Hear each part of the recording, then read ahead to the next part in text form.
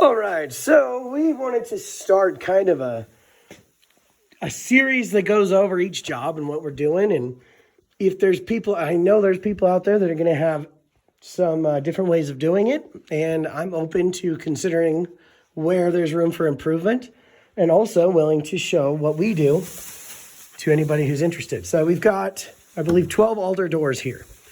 So we're going to be sanding first on these doors.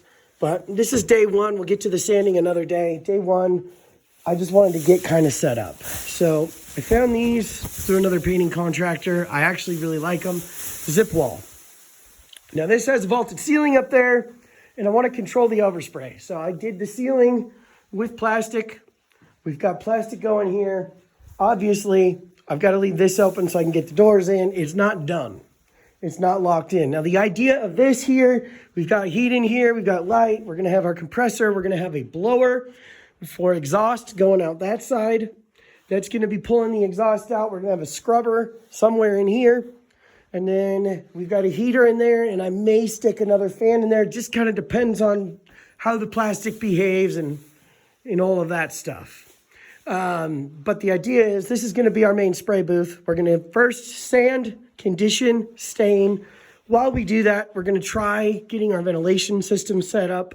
We're going to try getting a humidity and temperature control gauge in here, see how well we can get that controlled. And this is something I've kind of learned over time. Rather than troubleshooting that when I'm in the middle of spraying, I'd rather dial that stuff in while I'm in the prep phase of the doors, getting them stained and ready for clear, so that hopefully I've dealt with the ventilation and the plastic blowing in and fixed all those little issues before I have wet doors. So you can kind of see this is really just set up for the bones of the operation. Now in here, I'm probably going to lay some 1-bys on this. This right now, I got to be very sure because this is going to have to be somewhat movable. So I'm going to have to devise a system here. What I may do is I may cut a doorway into, I don't know. I'm going to have to think about that. But for now, this is going to be the dry side. We're going to have the heater running in here. We're going to have its own thing. We're going to get this plastic pushed back because the main concern I have here, I don't want plastic blowing in, especially when I got all the ventilation running. It's going to get intense. So we're going to have to see how this holds up, where it needs structural improvement, and what we need to do to get the plastic to sit where it needs to sit, so that this can be a dry station.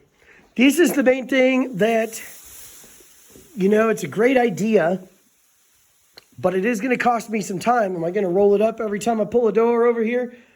We're going to have to figure that out. But for the time being, this is the idea. I've got to go get sawhorses and get staged for the next portion of the job. So that's where we're going to end it for now. I'm going to unplug everything and get ready. But on these doors, what we're going to be doing is we're going to run Minwax pre-stain conditioner. We're going to be sanding it with 220 first. Minwax pre-stain conditioner. We're running Sherwood 275 sealer. And this is the first time I've ever used it. A flat clear coat.